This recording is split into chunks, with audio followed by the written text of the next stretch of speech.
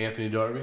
Chuck Hen. We're here with Jermichael Mitchell. How are you today, man? I'm doing well. Dude, I'm super happy to have you on, and I think having you on as a guest kind of shows how we're trying to broaden our reach and really get away from just talking cannabis and cannabinoid-based medicine and really getting more into wellness and kind of our role within our local community and how others can kind of follow suit. We're all about being action-based. I know you are too. I think today, folks are listening to this podcast. I think you'll get some actionable items that you'll be able to hopefully implement within your communities, and we'll give folks a couple seeds that they can plant and act upon. So thank you so much for taking some time. I know you're hustling. I think my first question is, how do you post so much on Facebook and get anything accomplished? Oh, man, it's marketing, man. One of the things I've learned is you are the brand, right? So instead of paying for that billboard, or you got to use your social media, you got to use your body. You just got to be the brand at all times. So that's one of the biggest things, man, is like multitasking, right? Like living in my chaos. I know it's chaotic at times, but it has to happen in order for you to have that multiple streams. I do really appreciate your social media. I appreciate typically you start post up and says old head once told me, and I'm like, I'm listening. Old head's it's the wisdom, right? Yeah, wisdom. And I find it, I find that you tackle some really tough, even just like, yesterday I saw you posting some feedback from comments and some pretty tough subjects, quite honestly, but with some flair and with some sense of humor and some sense of humility and kind of all in this together. So I just, not to keep tooting your horn, I do appreciate the fact that you're willing to not shy away from those tough conversations, and quite frankly, they need to be had. And when you're in a leadership position, if all you want to focus on is the areas of consensus and the areas where everything is working fine, then you're not growing, right? And eventually you have fires that are happening in the background, and you got to go after that. And I think it's something that I constantly try to focus on myself, is making sure that I have that moral compass and those core values we talked about a lot, and just making sure that, hey, if something doesn't seem right, act right, I want to raise my hand and make sure that, I'm speaking up. So tell us, why don't you start real quick with kind of your come up, and then how you found yourself in a role now working for the city of Salisbury. Cool. I would say my come up, man, my my claim to fame is I'm a state basketball champion. I went to Wacomico High School, played for Butch Waller, one of the winningest coaches in Maryland. He's been there for 50 plus years. For 50 plus years? Yeah, most definitely. 50 plus years. He even played and went to the school as well. So wow. Yeah, so played for him. It was an honor to play for him. And like you guys said, you build that brotherhood, you build that friendship. So our 2002 state championship team, 3 of us started a nonprofit called Kids Rock. And Kids Rock stands for Reaching Our Children. And we started that over 10 plus years ago. And it was just a way for us to give back to our community through basketball, right? That's what saved our lives, so we wanted to give back. I just was able to give back in that manner. Politically wise, if you want to call it that, or making a name for myself in the community, was Extraordinary League of Gentlemen. It's one of my nonprofits, another nonprofit that I'm a part of. Me and my friend Chucky Smiley, he's the president, I'm the vice president. And we started a book bag giveaway. We gave away 40 book bags. We couldn't give away 40 book bags our first year we did it. By the time that we were ending 8 years later, we were giving away 2,000 book bags in our community. Wow. So it was one of those things where you saw the growth, right? You had the faith. We did it every year. It never was a burden on us. We got grants. We got funding. Under Armour even sponsored us a couple times, right? Nice. We just reached out, sent them the photos, and they did a thing at the time called UA Gives Back.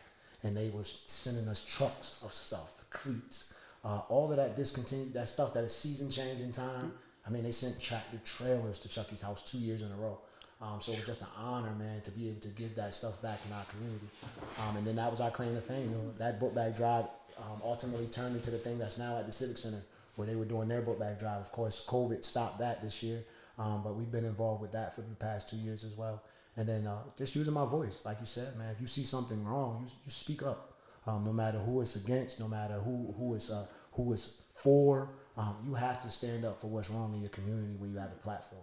And my platform again was just basketball, and it evolved into other things. Did the city reach out to you? So it was a situation kind of sort of where I was renting a space out of my pocket. At one point in time, I was a part of an organization called Stop the Violence in Wacomico County. President was Nancy Rindine. And I was the program director.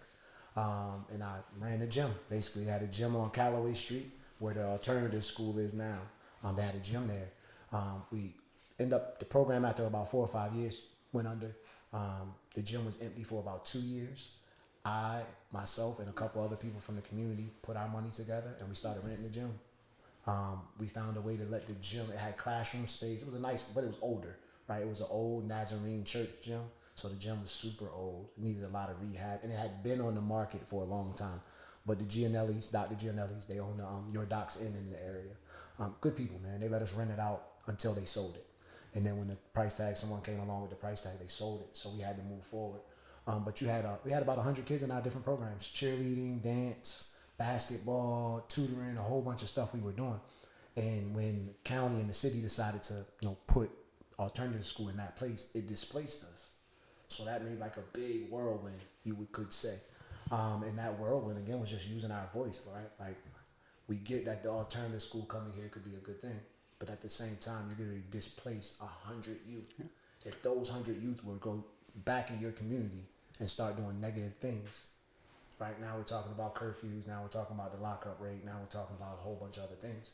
When they had something that was being funded by independent people, not even asking you for help or money, and you took that away, right? So out of the goodness of Jake Day, man, good guy, man, he found a warehouse. Me and him sat down, and some other people had sat down. Is that the Truett Street? Truett Street Community Center, man. And it ended up being a great situation where it spiraled into several community centers about to be open. We're getting ready to open Newton Street, which is the other community house that we have in the Newton Street and Smith Street area. And it's going to be amazing. Commercial kitchen, teaching kids how to cook. Martin Hutchison is across with his community garden, so we'll be growing vegetables and things like that. We do a lot with Martin. He's a proud CBD user. Yeah. He's a good dude. So you guys try to incorporate a little bit of, not just the sport, what's your background, but like the wellness isn't like, here's how you cook something instead of going to the store, going to McDonald's and doing these things that all attribute to wellness. Here's a book bag. This is why school's important. So it's hitting all these different aspects, which is like, and that's the cool thing, is a lot of people miss out on that. Yeah. I think that aspect of it, right? Like they focus on one specific thing, but a lot of the kids need all of it. It's holistic. It's a holistic kind of approach to things, and that's a super cool thing. And I'm glad that you guys were able to open multiple centers in different neighborhoods and communities to give, a bunch of different kids in different places like the opportunity to see that. I think from my mind, like a mind shift change was really trying to understand how foundationally important something like that is. Like even understand like universal pre-K and the concept of, well, why is it so important? Well, if the hierarchy of needs isn't being met at home with these children in these communities, which quite honestly they're not, and you and I have dove into a vast reasons why that is happening, right? Yeah, most definitely. Break down traditional family, just a lot of different ails that are affecting society as a whole right now that aren't providing kids with a structure that a place like a community center, it's such a multi-purpose. It's almost impossible to quantify to a kid what that could be, whether it's having a stable meal every night before practice or after practice, having a coach that actually the only thing on that coach's mind is helping that kid for that hour, where his parents may be too big. Like in the best case scenario, they're working so hard they're not able to. In the worst case scenario, they're neglecting their kids and they're out focusing on other things. And to your point, if they don't have those resources, they don't have those community centers, you go in there and you shut that down, and then you put an alternative school up. It's kind of like the private prison thing, right? Like there's very much in my mind a narrative there that shows why an intervention strategy is so important at the youth level, and why it's so much in my mind your ROI to get business minded is better at trying to fix kids before they're broken, as opposed to trying to fix broken adults. Most definitely. Yeah, that's the truth. And the key thing you say, like the prison thing, you think about an alternative school, right? Most alternative schools are like that. They're caged in. They can't leave the premises unless a button or a door. They have to be called through a walkie-talkie when they have to go to the bathroom or to walk through the building. Like that's literally setting the kid's mind and preparing the kid's mind to say, this is okay. I'm okay. I go through this all school year, so you're training them, right? Training their mind, man, and that's the piece that, like you said, is a fight, because you're trying to do something good, but again, why not turn all alternative schools into Votech schools, right? Why that kid is there? Shouldn't they get electrician license or certificate or plumbing certificate, carpentry, learn how to put floor in? There's tons of hands-on skills that are needed right now. Chuck comes from an electrical background. So he ran huge sites, and if you take those 500 employees that you manage and ask them, how many of you would be in a horrible place if you wouldn't have found this trade? Because you didn't have a education to fall back on, you didn't have structure, but if you could put this wire through that hole and continue to learn how to do this better and better, every year you're going to make more money. Every year you're putting a pension so that you actually have some money when you retire, because you probably spend your paycheck every week, right? Yeah. So and that's and that hits home on a multitude of levels for me, because for whatever reason people don't want to do the trades anymore. It's like a bunch of different things for me, at least, right? So you look at it and people are like, oh, you don't want to do that, but it's a hell of a living. You learn a skill. They're in high demand. Electricians aren't going anywhere. And we used to have, so I was in the IBW out of Washington, D.C., right, which is the electrical local in Washington, D.C. I did my apprenticeship. This was after I went to college and worked in the office. I hated it. Went back out. I was like, I like working with my hands. My dad worked for Job Corps for a long time, and he was an instructor and kind of the whole process, right? And so I went in there, and we would bring a lot of people in from a bunch of different backgrounds, Southeast DC, a lot of neighborhoods that the kids weren't given an opportunity. All they needed was the opportunity. Got them through school, right? All of a sudden they get health care through these companies, which they've never had before. They got a structure. They got free education because you didn't have to pay for the education. It was provided kind of by the trades themselves, and you get to learn a trade that's in high demand. I'm an advocate no matter what of the trade. So I'm glad you mentioned that, because it's such a forgotten thing. People just push college and college and college, and it's man, there's other alternatives out there that people need to look at. We do a thing called a life path plan, right? And in a life path plan, we try to sit the kids down that are in our programs and put a path together for their life, right? Cool, you don't like math, so all right, military or trade maybe for you, right? Or we also get them to think that fourth option, be a business owner, right? You really don't take a degree to start a business. So like you said, or learn that trade and then start a business. Right? Yeah. So I'm actually certified HVAC technician. Nice. Right? So my uncle does it, my brother does it. I got out of it more or less because, like you said, sometimes crawling under that crawl space is different for certain people. You know what I'm saying? I'm sitting right here now. I'm a journeyman electrician, right? So it's that crawl space and that attic can make or break you. So I kind of got broken. Especially during the summer, I know how it is, right? Man, snakes and spiders. Yeah. So I kind of got broken, but my family still is involved. It was good. But like I said, no one can take that from you, right? Yeah. You learn that, and then it's specific, right? I don't have to take geometry and my math is specifically for my trade. So now I'm interested in math because I ain't got to take all this other stuff that I really don't feel applies to my life. A lot of my friends, I did great in school. A lot of my friends didn't kick, how does this apply to my life? I'm struggling at home. Like you said, I'm not eating. My mom's working 12 hours. How you gonna make geometry apply to that? Yeah. I can't. My electric just got cut off 2 days ago. We're displaced. We got an eviction notice yesterday. Teach me how to go make $100. Exactly. Don't tell me about the geometry that I'm never probably gonna use. Talk to me about life. I might need to make a grocery list. I might need to wash my own clothes. There's tons of skills that I may need. Balance the checkbook and these little things. Exactly. Yeah, and that's universal, right? There's a lot, the Pythagorean theorem has never helped me in anything that I've done in my life so far. I'm sure it'll come up one day. But I'm 37. But I'll tell you what, I fucked my credit up pretty quick coming out of college. It would have been nice if someone would have helped me out with that a little bit.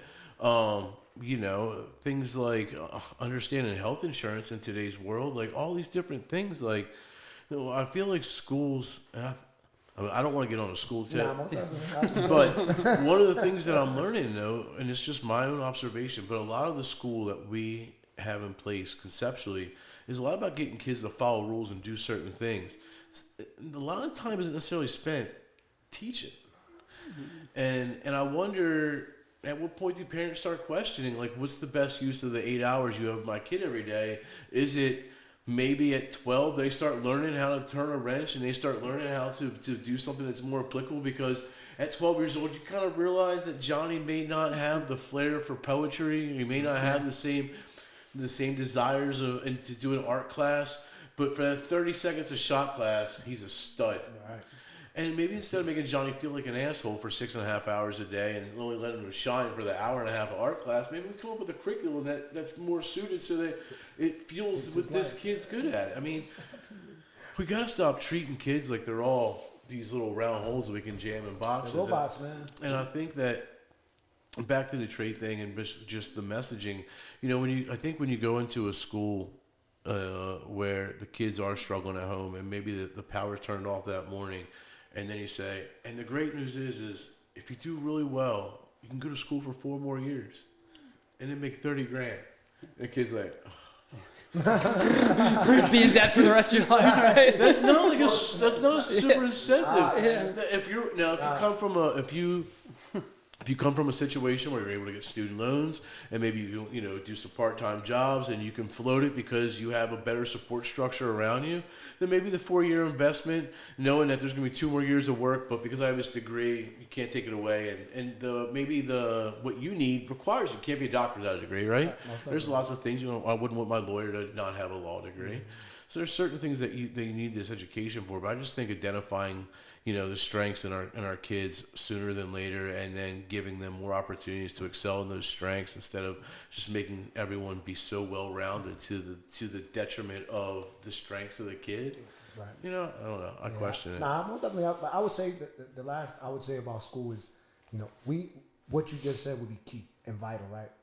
Most statistics from the books that we've read and researched show that by the 3rd or 4th grade, if a kid cannot read on grade level, he's going to struggle through high school, period, right? And most kids fall behind earlier than that. So if they're not reading on a 4th grade level by 4th grade, we know for a statistical fact that kid is going to struggle all through the rest of school. And their life, right? And you can almost see their life. Most definitely, in their life. So why not? Knowing that kid is going to struggle, especially the kid with the IEP and the 504 plan, those are the kids you push towards trade. Those are the kids you push towards life skill classes because more than likely they're going to become a prisoner. So if earlier on you say, hey, listen, I know you struggle at reading, but let's put you again in an electrical class where you're just using your hands, mimicking what someone else is doing, and learning a little bit of information here and there to put it to work. Like, if we don't change to that pretty soon, especially with COVID-19 right now, with these kids that are home and not in a school and are truly not getting educated. Because again, if mom wasn't truly ever educated or dad wasn't truly ever educated, can they be the teacher at home right now? This is going to be one of the greatest times that's going to hurt us unless people dig into trades. We have to get back to the hands-on skills in America, man. And that's what, and I'll just, as a quick example, my younger brother, he was never the best at school. We had a couple learning disabilities and stuff, but we had VOTEC schools where I went to high school, and in 9th grade he started going to the VOTEC school to be an auto mechanic. He's been a BMW mechanic. He had an internship with him when he was his senior year of high school, and he hasn't left there since. And he's like 30 years old now, and he makes a great living. Buku money, man. Turning wrenches, right? As people would say, turning wrenches. I have a friend here, man, Pam Wolf and John Wolf, man. I played basketball with John, man. John was my homeboy. Still love him to this day. They support me. If you got an import, man, that's where you're going. That's where you go. You're going straight to John. They're right around Snow Hill Road. Yeah, man. Shout out to Wolf Automotive. I see my mom, because literally play ball all our lives. Everybody wanted John to go on and go to do other things. John's mind was, what you said, I'm going to run the family business. Why not go do that? Something I know and I love. And I would be remiss if I also didn't talk about just entrepreneurship. Yeah. This concept, I see so many young entrepreneurs, and it's gotten better in some of the university environments. But like for someone like me, like I think I always wanted to own my own business since I dreamed up snowball stands in college. Any hustle you come up with, I was in it. But I became a poli-sci major because there wasn't no hustle track. There was no entrepreneurship track at the time. And I benefited from learning how to better articulate my thoughts, learning how to write, which is the biggest thing. I know that you're a writer. I wasn't. And I'm still not, but I was able to articulate my thoughts a lot better post-college than before college. So I met a lot of great people that I was able to support myself with, and now my partners, and now I do business with. But if we can get to these 14, 15-year-olds that have that solution-minded of there's a problem and I'm going to try to fix it with a product and a business, we got to support them too. There's a lot to be said about, taking someone at that age that has this hustle mindset and the ability to grind and want to solve problems and create something, and saying, no, you got to go on the back burner until you're.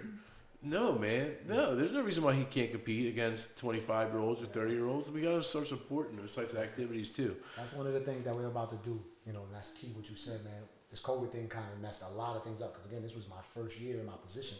But we're going to be actually doing entrepreneur fairs for children, right? If you sell the cookies or if you make the lemonade or whatever you want your stand to be, right? We're going to provide the stands, and we basically want you to bring the product. And when you bring that product, you're going to learn entrepreneurship, right? We're going to also bring in bank people to talk because you're going to need bank accounts, and they're going to need, like, earlier on entrepreneurship talk. Yeah, it's great that you're good in school. But again, if you could be good in school and run a business while you're in college, why wouldn't you do both? Like, that just makes more sense to me.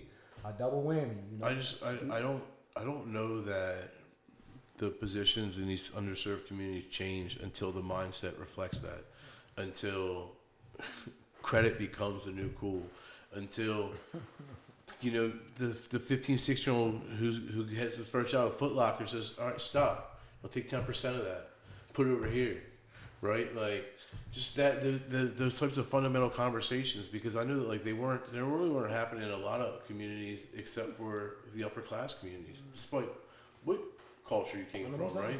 I mean, I came from I'm white, but I watched my dad gamble just a fuck ton of our money away, and that was one of his vices, and luckily he would say, do as I say, not as I do, and I was able to pick up on some of that, and I don't have those same mentalities, but, like, gambling, that's like a cultural thing, right? Yeah, most definitely. We've been doing numbers since numbers was running. Like, picking people. I watch literally people sit there every day and not win, but do pick 3 and pick 4.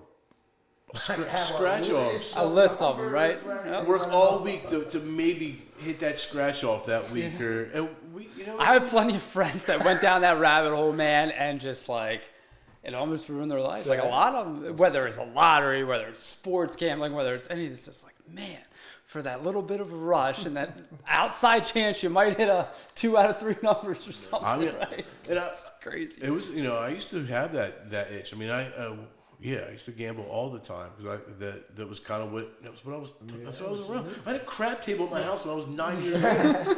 Like, it's funny to talk, and I also drank alcohol because it was young, because it was always around me. But, like, I'm happy now that I'm in a position now where I'm able to identify that stuff, and I can break that cycle now, right? So that my kids aren't going to think that gambling is cool, and I'm not going to be promoting those types of things, and hopefully that my kids, they won't be conditioned like that.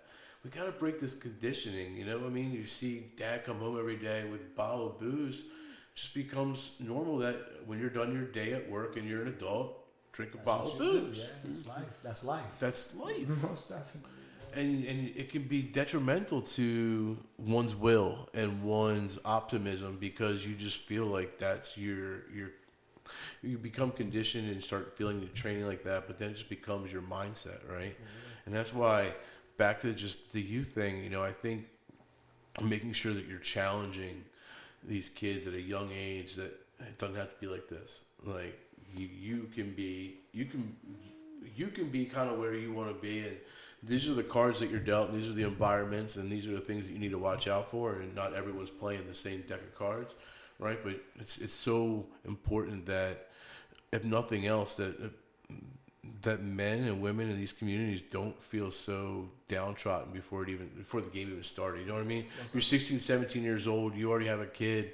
You've already put yourself in a bad situation to be able to take advantage of going to VOTEC, or being able to maybe work the 60-hour-week job that you need to do to make the money when you're young, because you have other responsibilities in the area of, I think about, like, if this all left and I had to go get a sales job somewhere, to compete against a 23-year-old kid with no kids that could work 80 hours a week with all my responsibilities, like, it's a losing game. Most definitely. You can't compete that, right? You got to elevate yourself so that by the time you have the 3 kids in your leadership position, you're able to delegate some things down, because you're able to do things that others can't, right? Mm-hmm. And back to whether it's being able to work that lemonade stand better than anyone else, or whether it's being able to fix a motor better than anybody else, you start giving yourself unique skill sets that no one can take away from you, and that's kind of, in my way, how you liberate yourself from a lot of woes. Oh, yeah, most definitely, that's the truth.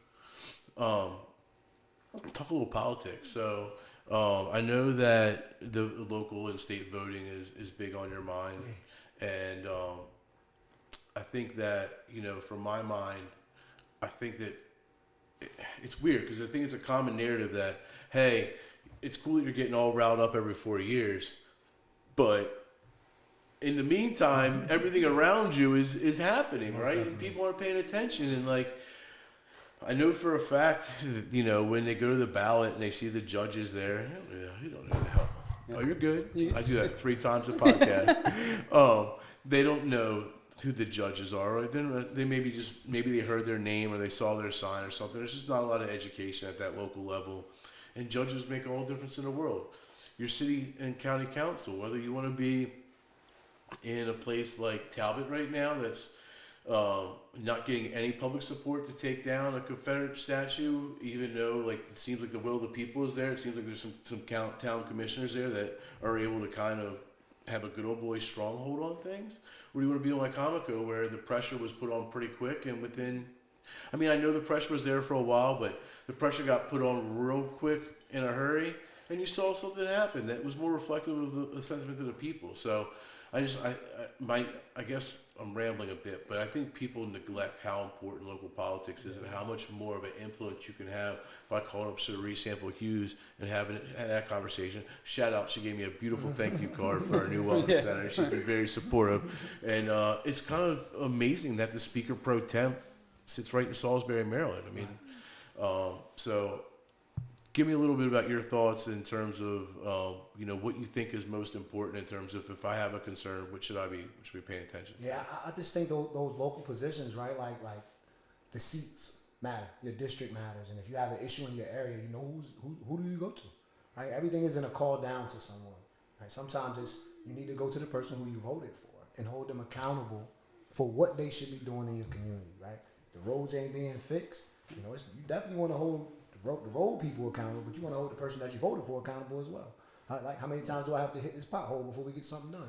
How many years do the curb been cracked into certain things in your community? So I feel like we have to start holding our local people accountable, right? And we also have to start running for those positions when we feel like they're not doing the job, right? Get involved in local power. People say, well, I don't know how to get involved. Well, do you think that person knew how to get involved when they first started? Yeah. Nah, it's trial by fire. You get involved, you make some mistakes, and you learn. And that's the only way. So many people are complaining about things, but then they're afraid to jump in. And that's one of the things that we're trying to come up with a bunch of different younger people, right? Like you said, so many people have that lock on certain areas because it's and I gave some of a poor example. We did have some progress there, but when you look at the Wycomico County Council, quite frankly, we saw overwhelming support for Carl Anderson to be in that position, and you saw them stronghold it, and now they've just announced, and you probably haven't heard the recent, but they're basically just going to extend the temporary position until the end of the term. So whoever's at John Soda, the temporary county executive, will stay in position. But I think that opened the eyes up to a lot of folks, and I think Rudy and some other folks are going to have to answer for their decisions that they made during that time in the upcoming county elections. And I think it seems like you have it's almost like different factions in politics, right? Like there's always the teams aspect of it, and my political science background, what I've observed in different times is it's wild to watch different teams have mutual enemies or mutual interests and how they kind of merge together to become the majority and get things done, right? So I think for a long time you had kind of maybe the people that weren't represented very well, and maybe your underserved communities, and then you had your good old boy community, which happened to also own all the businesses in town. But they were so stubborn and they were so greedy and unwilling to progress and do things like expand our airport or invest in our schools or do it happen, that all of a sudden the business community started not aligning. And yet come here's, and people like me employ 20 plus people, and I didn't grow up here, so I don't have this loyalty to to vote for you, right? Like my grandfather wasn't your best. Like there's none of that, right? I'm making my decision on what's best for the 3 little girls that I'm raising in my business, right? And I think that with Carl Anderton, you saw that the business community doesn't reflect any longer those narrow-minded, keep the outsiders out. We don't want anything to grow or progress. And I think that's what Salisbury needed for the communities that haven't gotten the resources that they needed, and the business community to finally start getting more and more on the same page, and for more of these conversations to happen, and for the Jake Days of the world to be able to get a Truett Street Center lined up on the fly, and for the city to be more outspoken in a way now for these communities and for different people that have been underserved because the good old boy structure was there for years. And I think you've seen progress. And just because I'm a fairly conservative person by nature. Right. But there was so much room for progress here in Salisbury. There was so much room for growth. I remember when we were college kids here, like we never came downtown. Like we never did anything except destroy the neighborhood's yards while we were moving from one house party to the next, throwing our Natty Light cans in the air. I remember them cleanups. I'm sorry. Yeah, sorry, buddy. No, it wasn't me, but I remember seeing them though. Come full circle. You know, there wasn't a lot of reason for even college students to care about this local community. In a lot of ways, I feel like the Good Old Boy Network just saw them as cash cows. Let's ticket them as much as possible. Let's fine them. Let's arrest them. Let's give them as many DWIs as possible. Like whatever you can do to get the income out of the guys that come from Baltimore for 9 months a year, go do it. And then you saw, honestly, when Chief Duncan, who I have a ton of admiration for. I think she's doing a lot of really great things. She wanted to have a different approach with the college students. I remember it being one of her, when she came up with her plan on how she was going to change some of the way policing was done in Salisbury, she was going to interact more with the community of the Salisbury University community and the college community and kind of change that mindset. And through that, and then through initiatives by Jake, I mean, quite honestly, before Jake, the relationships between the college and the city was bad. It was. Very much poor. So. I mean, you got things now, man, since that relationship has gotten better. They got an entrepreneurship center being built right now downtown where My Bella's Pizza and stuff is, man. And it's going to be amazing. I actually get a chance to walk by going to my office every day. And it's going to be amazing, like you said. Start teaching kids in college to start thinking business earlier, right? Started forming committees like Town Gown, where they bring the town and the university and put players on both sides. Greater Salisbury Committee's gotten very involved in some of those initiatives. But, a rising tide floats all boats, right? And just making sure that no one's being, left out. Everyone that's working is improving. It's awesome to see the local politics, in my mind, progress after they were set stagnant for so long. Jake's been a breath of fresh air, and it'll be interesting to see what things look like. We have some city council members and some county council members that'll be up within the next 2 years, and you got guys like Alex Scott running and some younger dudes, to your point. I think this would probably be, in my mind, probably the most heated local elections that we've seen in a long time, and I think it really will be. I think it'll be more clear in terms of the positions of the candidates. I mean, if someone, like Alex runs against a Nicole Ackley, I mean, their platforms are completely different. The way that they speak, the way that they feel important things in the community. And, I think it'll be a lot different. So it'll be interesting to see. Yeah, I can't wait personally. I love it. Like I love all local elections. You know what I mean? Like I said before, like everybody went to college. Everybody went to school. Electoral college. Popular vote. All of those things when you get down to the nitty gritty when it comes to that. The biggest thing is local elections, man. It matters who our governor and those people that sit in our states that make those laws. And it matters who makes like local legislation, man. The opportunity has to be different. And again, that working together. Salisbury is the biggest city on the Eastern Shore. I say this all the time. Besides Ocean City, and Ocean City's only booming during the tourist time, right? Yeah. But other than that, the capital of the Eastern Shore is Salisbury. For sure. And one of the biggest things that we have to do is we have to be the example, right? All these other towns are watching us. We have to be the example. We have to start the new initiatives, and we have to grow. If we grow, everyone else grows. Period. Yeah, I do believe that we are the capital of the Eastern Shore, and they set the example. And we were just named the fastest growing city in Maryland again. or maybe the first. I think we were that. I think it was last year as well. College Park was winning for a couple of years in a row, and Salisbury was in the top 5. But we are the fastest growing town, and I think when you look at the age demographics, it's slowing much younger as well. You're starting to see a lot more younger folks not just graduate and roll out, a lot of them, because there's more opportunities here. To your point, and speaking of, just speaking of different initiatives, there's one thing that you and I have talked about very specifically that is near and dear to my heart. I don't want to paint a picture that I was off the wayward tracks or anything, but I will say that lacrosse was my grounding when I was a kid. It was the coaches. Was my dad worked a lot. It was the coaches that kind of kept me in check, and it was kind of like my reason for keeping my grades up. It was really something that, and also connected me to go to college, to meet the people that I met, to be in the position that I'm in today. So I have the way that you speak of basketball and that camaraderie and that foundation was lacrosse for me. And I saw what happened with Doverdale, which is a really cool story. Judge Massarello, yourself, Kevin Lindsay, sorry, and others coming together to basically start a lacrosse program at a park that was busy, but not playing lacrosse, right? And like interjecting some Salisbury University lacrosse players in there and letting them have that mentor aspect, and then scrimmaging Fruitland Falcons and playing against different kids, different cultures and stuff. There was a lot of really good lesson learning and a lot of good life skills being built on those fields. And I immediately wanted to get involved now that we're in this little bit of a position to help.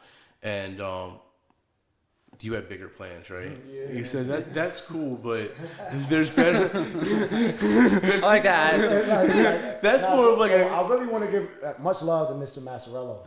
He's a friend. Matt is a friend, man. He, we bounce ideas all the time.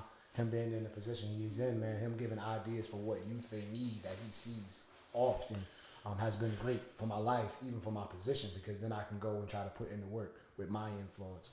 But Doverdale Lacrosse, he has a great team in place. And it's cool because, again, the police department locally at the time had PALS, which is a program, Police Athletic Leagues. And Chief and a lot of other officers were instrumental in Doverdale Lacrosse. Because, again, like you said, it just changed lives. It's something different that kids never got an opportunity to do before. I think my wave came in where we were doing basketball at the same time. And because I was promoting basketball, I was also promoting Doverdale Lacrosse. And a lot of kids that probably wouldn't have played lacrosse if the basketball wasn't going on said, you know what, I'm going to play both. Right, so I made sure that my game days weren't on their game days, right? So that some of those kids who wanted to do both could still do both. That's awesome. Because that interaction. It's a big thing. Yeah. Because so many it coaches, sounds like a small thing, but it's such a big thing. So many coaches don't do that shit. So many coaches get you know what I mean? Like that's awesome. Yeah, I think multiple sports, right? Have to. Kids got, like you said, we were talking to the gentleman earlier. Man, I know how I felt my first time playing golf. It was amazing. You know what I mean? When I really got it down pat, I still go to this day. I know how I felt my first time playing tennis, right? Those weren't the in sports for my neighborhood when I was a kid because we didn't have access to that. But as I got older and I broadened my horizons and I got different experiences, man, there was so many things I felt so much better doing, right? I played lacrosse, was great at it because to me it was a combination of football and basketball all in one. And if you're good at either one of those other sports, lacrosse is very easy. You'll pick it up fast and quick. And like you said, man, it's life-changing. Because now it's like I get to hit. Oh man, I get some aggression out. Yeah, I get to score. Man, I can be. You show off your speed. You show off everything. So it's like, man, and it's a release. A lot of kids that have issues today, behavioral issues, is because they're made to sit still for hours. Who can do that? Nobody. We don't even ask animals to do that. You understand what I'm saying? Like your dog would not sit still for 20 minutes. At some point in time, your dog's going to get up and move around. But we ask kids to literally sit down and be lectured to for 45-minute classes. I can't do that. 8 hours a day, right? Discipline for me to do that. I have to be interested in the topic, first off. And if the topic doesn't, but things like lacrosse and sports, now I can teach them skills because now I got their attention. I have their attention, and while I have those attention, you use the sport to teach life skills. Perseverance, right? Team building, adversity, all of these things, man. You weren't good at first, but I promise you, in 3 months, if you stick with us, right? Now that teaches them to fight, you're gonna struggle. Shoot the shot every day, 30 times after on, practice. Come see me in 60 days and look at how you make the shot. Consistency, man. And that little bit of time that you spend with those kids, teach them those real life lessons, perseverance, adversity, everything you talked about, in my mind, is worth more than any 8 hours day they're going to sit in front of a chair and doze off, and their minds are just going to not be there, learning something that they're never going to put to use. Most definitely, Like but like, it's hard because you get the wrap of, oh, you guys are always about sports. Yeah. Sports changed my life. Yep. What else? My eyes, I get you. I respect it. It didn't have an effect on your life. Maybe even your child isn't athletic. That's what saved me. So if I'm using what saved my life to help save other kids, how can you ever be mad at that, right? Like, why are you looking at the negative of sports? Yes, it saved my life. I'm still going to talk business and other things. And the other thing sports does that people don't understand, especially now when kids are not in school with other kids, learning how to socialize, learning about different cultures, learning about these different things, is it brings kids from all different aspects of life together. And yeah, we might get in a pushing and shoving match on the field. You're going to hash out at the end of the day your brothers and your teammates. Relationship building. And that relationship building, you learn how to work through differences and backgrounds. And you're not, and especially now with COVID, they're not getting any of that in school. They're not getting the social aspect of anything. And like, that hour of time that they have on that field, that hour and a half of time they have in that field to learn those life lessons, it's like it's life changing. It gives them something to look forward to, right? And it's just once again, without going on a tangent, we could like, talk all day about it. masculinity isn't always celebrated in our culture anymore, and like, I gotta stop. Let's be honest. Masculinity is being attacked in our culture. Yeah. all day, every day, Let's right? just be honest, man. It Like, is. let's be honest. So all day, every day, right? And I want to be like, oh, well, they play 100% violent right. sports. Well, they used to train us to be warriors and fight in wars, pretty And much, and hunt for our own food hunt and for do all all of these our things. existence. So Oklahoma drills are how we substitute in a safe way No, most definitely. hit somebody without like, No, I get and then to your point, like, it's in a confined. There's rules, there's etiquette, there's you learn how to exert your masculinity, and you learn how to exert your physical dominance in a way that's not detrimental to other people. Like, if you're the dude that tries to hurt all your teammates in practice every day, no one's gonna like you. They're gonna be done hanging out, right? Everyone knows that kid who wants to show everyone how tough he is till he hurts his teammate. And you're like, bro, we get it. You're strong. Like, let's stop breaking our backfield. Save that for the game. Save that for the other team. we're not the enemy. Or the other ones. I think we all had the kid who was great in 6th grade. And he played video games all summer long. He comes back, he's all fat. And you're like, bro, like, you see people fall off. You see people smoke weed too much and start drinking alcohol. And all of a sudden, they can't handle their shit. And now they're detrimental to the team. And you start learning that you can't always count on people. And you learn all these different things. It's so important. And, it feels weird to talk about how masculinity is being crushed because it's in a PC environment. But you're absolutely right. And in a world where we need more of it, in a world where we need more leadership and more masculine traits oftentimes, and not so much always the introverted side, like, I think there's a balance, right? It didn't work out really well when all we did was carry clubs around, and if I didn't like you, I hate you with my club, whether you were male or female. Right? But I don't think it works out where, like, all we're doing is saying, no, Junior, you can never have any of this aggression that you feel, and we're not going to give you any outlets for that. You're not going to be able to play any sport that may involve contact during recess. Matter of fact, no recess. That sounds too dangerous. Recess, yeah. It's like, where's this? If energy is a real thing, go back to, let's say, all the way back to holistic and wellness. So everyone has energy, and where the fuck is that energy going? If this kid isn't allowed to exert it, where's this energy going? And it's not just males; it's females. They're kids. I have 3 little girls.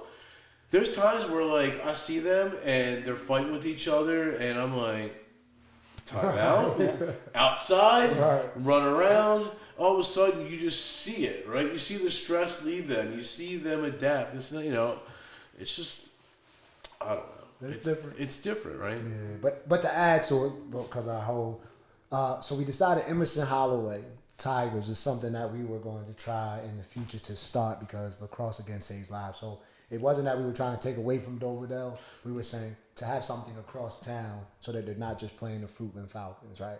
put something in another neighborhood, and then the growth is sooner or later getting with Parks and Rec and having a league, right in our own community with the different clubs at our parks in our city and county. Every park has enough space where there could be a field that we can have a lacrosse league, and it could be sponsored by different businesses in our community, right?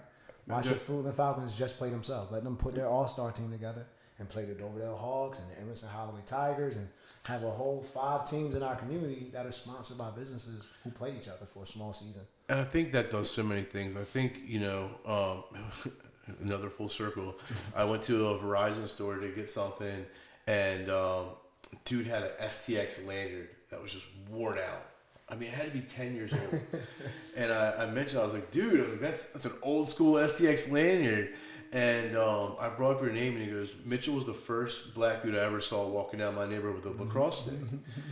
They need to see someone that looks like them. Yeah, they need to know that this is not just a sport for white kids. It certainly wasn't started by white people, right? This is a Native American sport that was started by Indian. Somewhere along the line, preppy white kids picked it up and got it in all the Ivy League schools.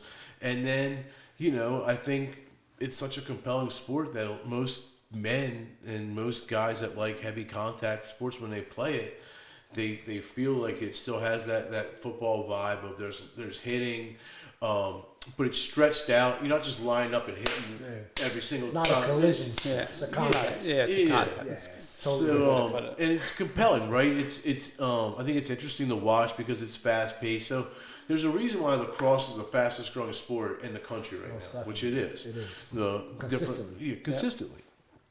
It's also, fun fact, women's lacrosse is the least utilized Division I scholarship out there. So why are we not going out there and trying to find young women that can make these teams and utilize those sports scholarships and get those opportunities that they may not have if they weren't playing lacrosse? So, I'm excited about going and kind of changing the stigma in some of these neighborhoods about what they may perceive lacrosse as being. For me, we talked about when you and I were talking, just getting a wall up there. There were so many times where, trust me, there was nothing that happened bad in my 13-year-old life that was anything like real life problems. But when I was 13, it seemed like it was the end of the world. Yeah, that moment. Girl didn't page me back, something detrimental like that. You grab a stick and a ball and you walk down and you just bang on the wall, right to right, left to left, right to left, left to right. All the different routines and just pound on that wall. And that's how I got so good at get my stick skills, was just by working the wall, which was a therapeutic thing. And I think, putting a couple walls up in these communities and getting some goals and just allowing them to be able to unload stress, to be able to adopt a new sport there's a finesse and skill part. I mean, unlike football, basketball, and some other skills where you just use your hands, all of a sudden you gotta learn how to use this tool, right? And the first time you grab it, it feels weird. I mean, you remember the first time you have a stick in your hands, it's like, it feels way easier to swing and hit somebody than it does to catch that ball and throw it back to you. So, I'm excited to see where we can go, and Emerson Tigers are going to be the pilot program that we're going to try to get off the going, and then we'll see what other communities are doing, and it's so important that it's community specific because a lot of these kids don't have transportation. The easier you make this is the same reason why we need to have a campus and have everything in one spot. It's the same reason why you need to go out into these communities. You can't always expect that they have the opportunity and resources to be able to go out and get to these things. I learned quickly. It's kind of interesting with COVID how the public schools around here, main job went from educating kids to feeding kids. But quickly. It did, right? It definitely had to. That's what happened. Or they wouldn't have got fed. And you see how being 2 miles away doesn't work. You gotta what are you gonna carry 6 bags of groceries? You're gonna have the kid carrying the 6 bag. It's just all these different things. You gotta go to these communities. In my mind, when we look at different strategies around police and things like that, you have to have people that live in a community. They have to be reflective. They gotta. They have to. They have no one wants outsiders policing them. It's just not typically an American. And we've said that, man, because that's even like you said, right? The piece that if the teacher I would feel comfortable with Jenny from my neighborhood teaching my child, right? Like, you know, people that you grew up with who, if they became teachers, you're like, all right, man, I know her. Like, I got a good relationship with her. I know she's gonna have my child's best interest at hand. We don't home grow enough, if that makes sense, right? There should be a pilot program from elementary school to middle school to high school to Warwick to SU for teachers. I just don't understand. We should be hand-picking students in elementary school, right? And like you said, not letting them get away. Putting them in positions where through their whole situation, they are set up to be a teacher. Same thing with police officers. We should be hand-picking the kids from different neighborhoods. That's how it used to be. It used to have a cadet program. When we do have a program still in place, they have the Explore program, and the county has a program. I would say it's just not the popular thing anymore, right? I knew my beat cop. He was my dare cop, actually. It was the same one that came to school to talk about drugs. Never asked me who was selling drugs in my neighborhood or nothing like that. But it was to warn me that certain drugs were just bad for me. And then that same cop, in the evening time, I would see him driving through my neighborhood. So that wasn't a cop that we ran away from. That was a cop we ran to, right? The relationship. And that cop changed a lot of our lives. Because again, if something was happening that we needed help with, we felt comfortable talking to that cop. Because they never really tried to dig deep into who was doing what. It was, how can I help and what do I need to help you with? Boom.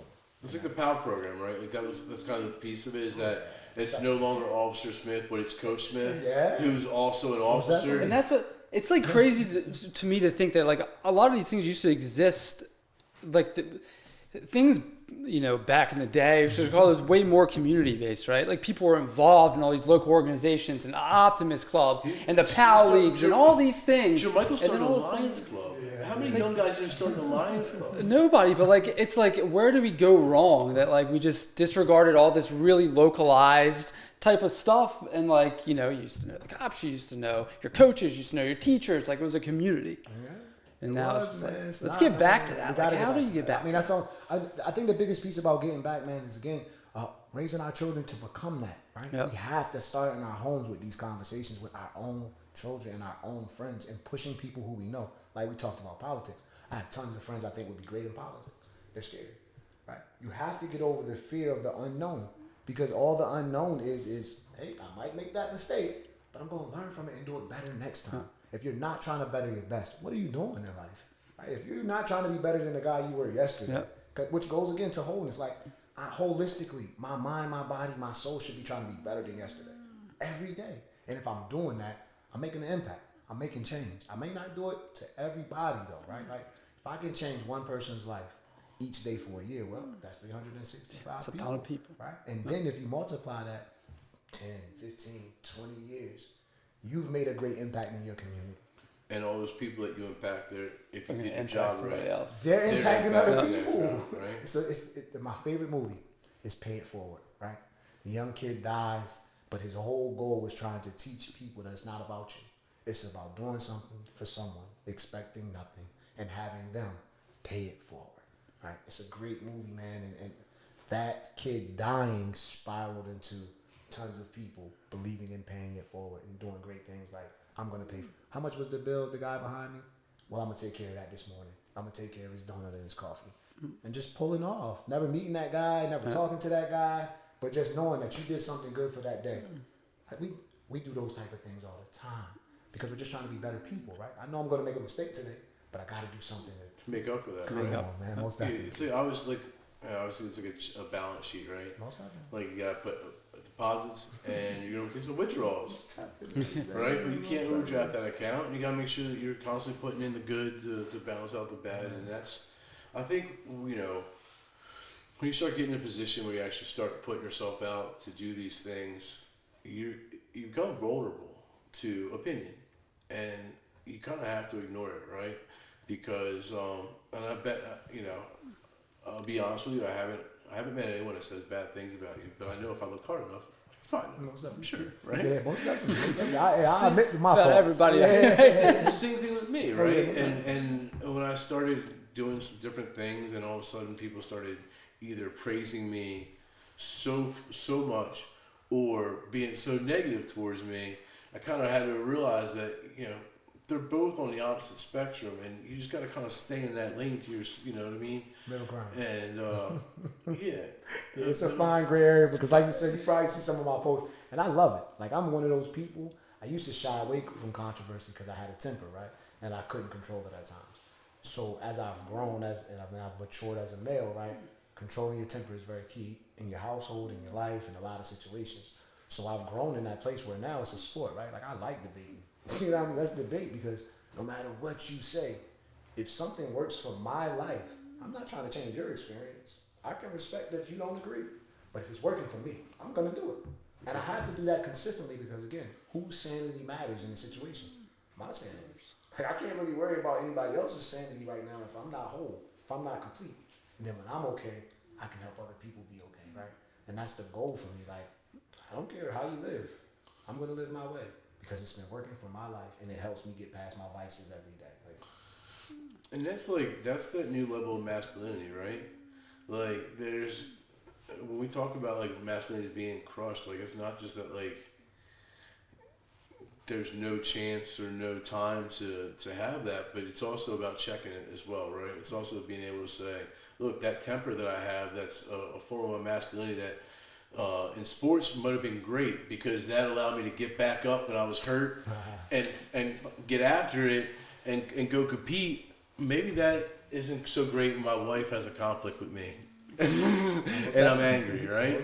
Or I'm in a business meeting and it's getting contentious. Like being able to, I feel like being able to not be a pussy, but at the same time be able to check yourself when you need to and be able to have that balance of like, no, I can hold my ground, I can debate you, I can be comfortable within myself, and I'm so comfortable within myself that I don't even need to escalate like my being, you know what I mean? Yeah, most definitely. And that's it's tough to do, and it's, especially when you provoke it, especially when you welcome it, right? Men got egos, man. It's tough. Yeah, man. like it's tough, man. So. It's very true. The last thing that I'll say that I appreciate about you in terms of how you deal with people is I do see that you instantly try to find that common ground. We had a conversation. We were talking about our elected Sheriff Lewis, right? And you're a gun guy. There's no question Sheriff Lewis is a gun guy. And so when you see Sheriff Lewis, what are you going to talk about? Common ground, man. Right? Guns. You know what I mean? Let's talk about gun laws. Let's talk about things that are important to both of us, right? Like, I understand his stance on other things, and people hate him for his stance on other things. I tell one of my biggest things with experiencing people is I don't know what happened in his life or to someone who was dear to him that would cause him to think some of the ways he thinks, right? I don't want to know. I just have to respect him for who he shows me when we're in front of each other. As long as he ain't acting like that towards me or treating me in a disrespectful manner, I can have great conversation with the gentleman. Because again, I'm going to keep common conversation and at the forefront. And anything we disagree about, unless he's ready to have that tough conversation and sit down and be men and close the door. Again, because all conversations aren't always needed in public, right? Yep. A lot of times we want to put people on Front Street, put them on blast. Nah, let's close the door. Yep. And let's talk turn the cameras off. That's a 2020 thing too, right? Like with social media, it's so quick. Yeah, it's like, it's the worst. Let's go live. Let's go live. Like, we're going to have this debate. Yep. Let's close the door. Let's be adults about this. Because if you do close the door, you're an adult about it. By the end of that conversation, you're not going to totally agree, but you might find a little bit of that common ground somewhere. There's pieces of it hidden in places where if you're not just on blast publicly, you can go behind the corner, hash it out like men, get it done. There's going to be a little bit of that common ground. Egos come in play, right? Yeah, you're trying to embarrass me. What am I going to try to do back? Embarrass me back. Exactly. Yep. You're never going to get anywhere like that. Nope. Let's close the door. Let's get the audience. Like you said, if kids are about to fight, one of the things I learned in my training was remove the audience first, right? Who are they showing off? The audience. Let's move all of them out the way and leave the two here that want to fight. Now let's see if they really are angry at each other, right? Because one of them kids, I'm guaranteeing you, is doing it for the camera. I know for a fact 100%, man. that Miss Bryant in 4th grade, it was Joe Toomey, I think, and someone else. They were fighting in a kickball game. And I remember she just, all right, everyone inside. I'm like, you're not going to... And we just all walked, and they just stared at each other in an empty kickball field. And they didn't know what the hell to do to each other. You know what I mean? When everyone was getting ready to form a circle, it was game time. They're like, all right, we know what to do now. But everyone walked away. And the teacher was, you're just going to let us fight? Just a good over you got to do. So many situations. I watch so many lives and TikToks and all this crap about craziness and madness. If people that are recording would just walk away, or instead of walk, hey y'all two, look, this doesn't make sense, right? Like step in. Like so many people are scared to step in. I see two kids about to fight. I'm not picking my phone up. Yeah, that's the last thing you're gonna do, right? The first thing I'm doing is running to the fight. Young people, why are we doing this? And after you do this, one of you gonna go away and almost come back and kill the other because you're lost. Let's not do. You want to do this? Let's go see Mr. Howe at Main Street. Let's do it the right way. That's it. Let's put you in a ring like, and let you be animals if that's what you want to do. But let's do it in a form where you'll be protected, right? Someone will be there if medically you need some assistance. You don't do it in that form, right? Someone could detrimentally get hurt and we could lose 2 lives. One is going to die and one's going to go to prison. Yep. Let's put you in a form where you want to fight. Cool. Teach you the right way. You can battle it out all you want. You can battle it out every day if you want. Yep. But again, we don't go run to the situation and talk that. Now 2 kids are interested in boxing instead of fighting each other. Man, I didn't know I could get my aggression out that way. I didn't know about Mr. Howell and his gym, and I didn't know I felt like I had to be a street fighter to get my credit up.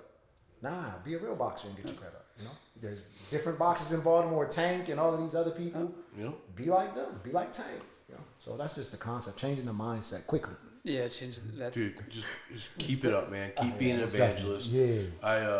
You know, not that you're looking for Anthony Darby's endorsement, but I do. I think a lot like you, and I think a lot like I think that a lot of the things that we talk about need to be talked about in a broader scale, and people from different backgrounds and communities that have this like-mindedness need to make sure that we're coming together and that we're taking actionable steps. So I look forward to putting my money where my mouth is and getting closer to the Emerson Tigers being a real thing. I look forward to really working as much as we can on different things. We talked about doing some mindfulness classes in the community room, bringing some kids in, experiencing them, and experiencing yoga class. Yeah. And can I chime in real quick? Yeah. So I wish schools would do that for discipline, right? The research has shown us that yoga class and meditation and things like that help with behavior issues.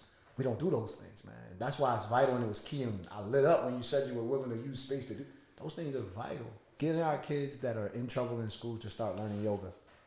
I guarantee you within 2 to 3 months, you would see a big difference in that kid. And it's just, in my mind, it's just the access to experiences. Yeah. I might bring 12 kids to a yoga class, and 11 may not do it again ever. But that one person, it might mean the world to them, right? You might go surfing one day, and maybe 6 kids are like, this is the worst thing ever. But that one kid gets in the ocean for the first time, catches his first wave, he's fucking done. Thrill, man. Right? Thrill. And I just, it's unfortunate in these communities, and it's my mind, it's 100% correlation. If you put someone in a situation where they don't have resources and they don't have fucking opportunities, if they are resilient, they're going to find them. And guess what? They may not always look the best way because they're going to hustle, man. Yeah, they're going to find a way, man. They're going to find a way. And especially, just it's not a good thing.